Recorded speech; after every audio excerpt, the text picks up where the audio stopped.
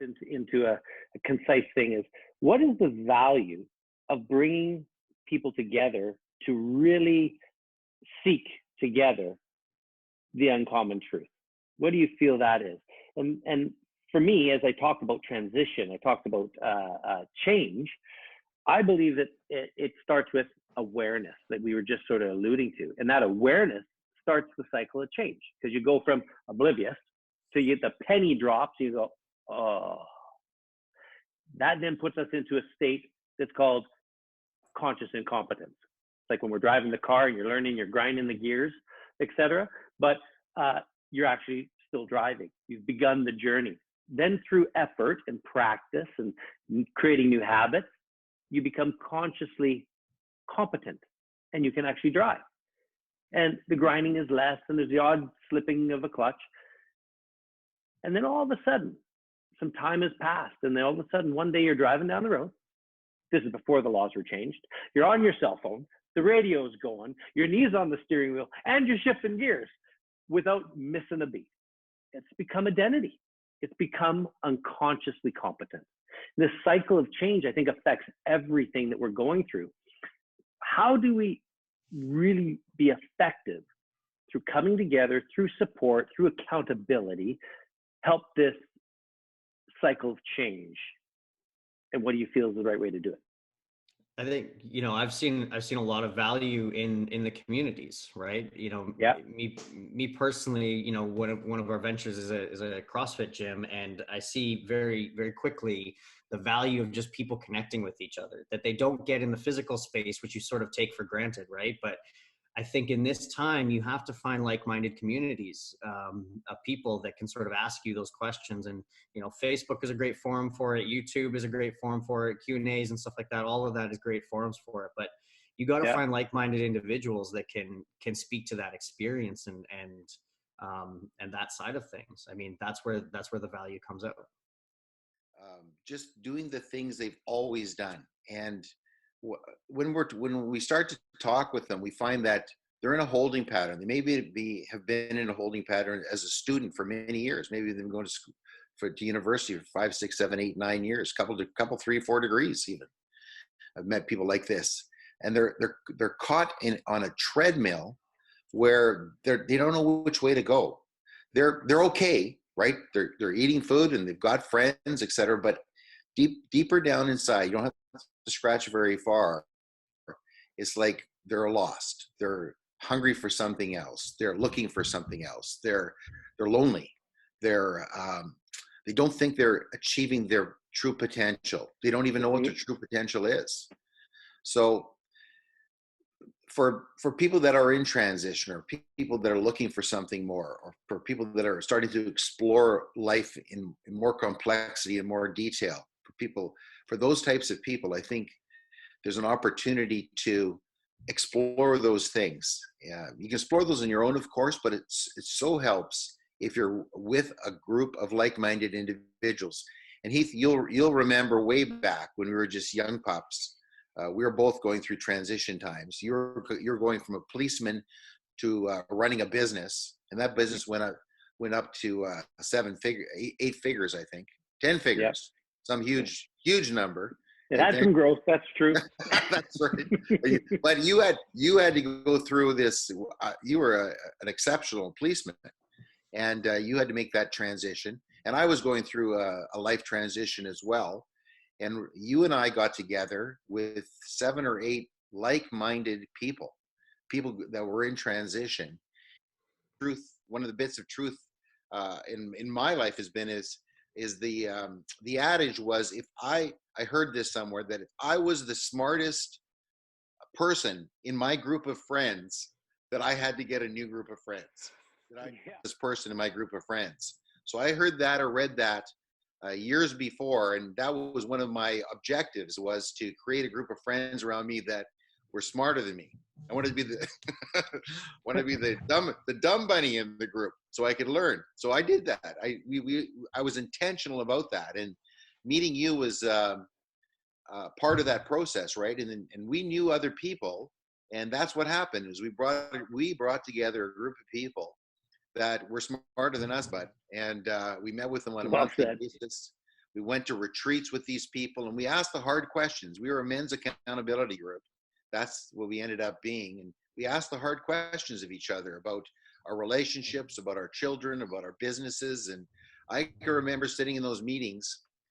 This was kind of an informal, formal situation with a lot of leaders in the room that made it happen, where we would be held to account for things that we said we were going to do, actions we were going to take. We were going in directions that weren't good for us, and we were held to account to that too. And that was very, very helpful. So I see the uncommon truth is having that kind of value as well. When you bring people together, to hold to them to account, to bring new ideas, and also to encourage. So I would invite all our listeners to there'll be room to interact with Heath and Tony and myself. You can write comments down. At our stage of life, Heath. One of the reasons he's done this, he's got one of his purpose in life and mission in life is to share, and he's had a lot of experience, a lot of business experience, a lot of personal experience, a lot of massive successes, and to be able to share, talk, and dialogue with a guy like Heath and a guy like Tony would be really helpful. And it only takes, and Tony, I'll pass this on to you now, but it only takes one person to say one thing that can dramatically alter your life. Yeah. And remember that I got straight C minuses in high school, and I thought that I really wasn't very intelligent. And I went through university as well, thinking I wasn't intelligent. And then I got into this job where I had a mentor, and he just, one performance evaluation, he sat back, he looked at me, he said, "Bob, you're one of the most intelligent people I've ever had the privilege of working with." And that's one line, man.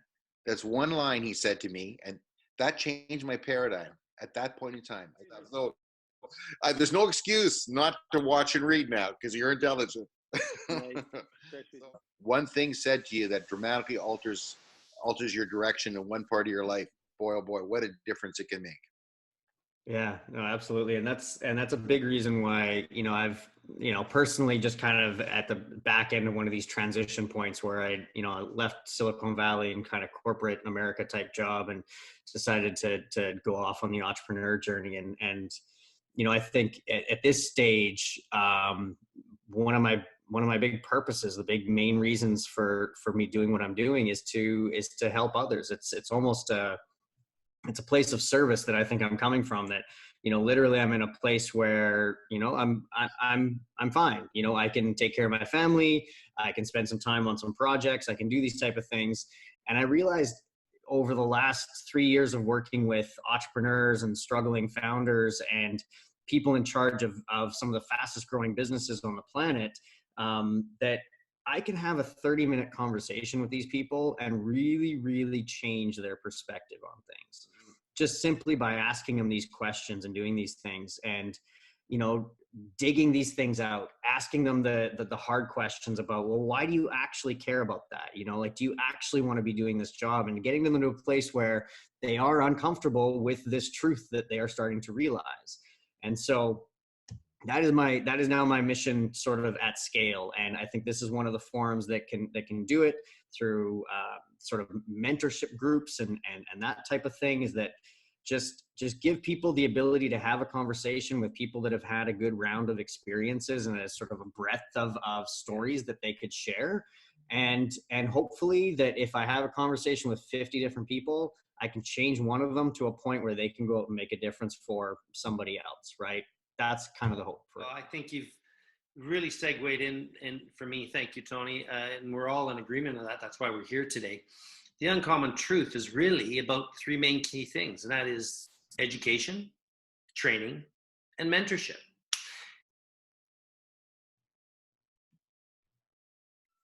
Communicating and overall walking forward with all kinds of thought leaders on different topics and asking those hard questions.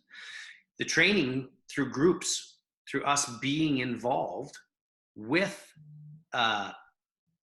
people to be accountable and to walk the journey, to face those hard times, to choose the hard way over the easy way so that we can finish easy. versus having to finish hard. And then lastly is mentoring, getting those one-on-one opportunities with peers that we learn from, or from one of us or one of the thought leaders that we bring into our group.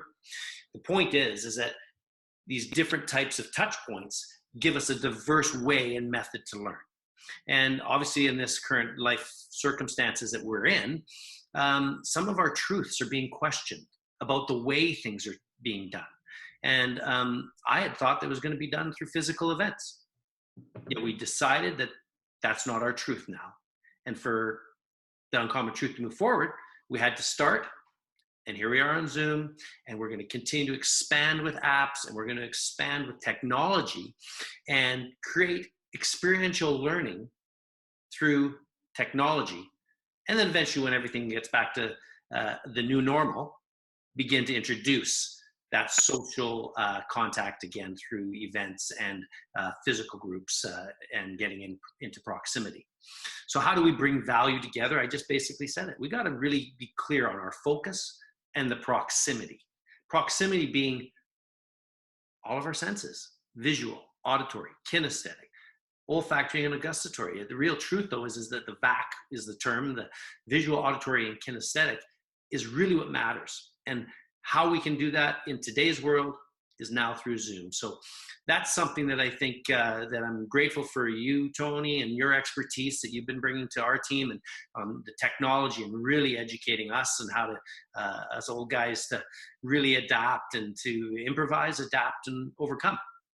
I think the message is really important, and ultimately it's about bringing value. And that's what I see each of us being committed to. We're aligned, that we want to bring value to people, to empower them to be able to experience something better in their life, and to realize that it's okay to challenge the common truth that's affected by fear, that's affected by opinion, and seek the uncommon truth, which has no fear. What value do you feel we need to bring to people in this journey of the...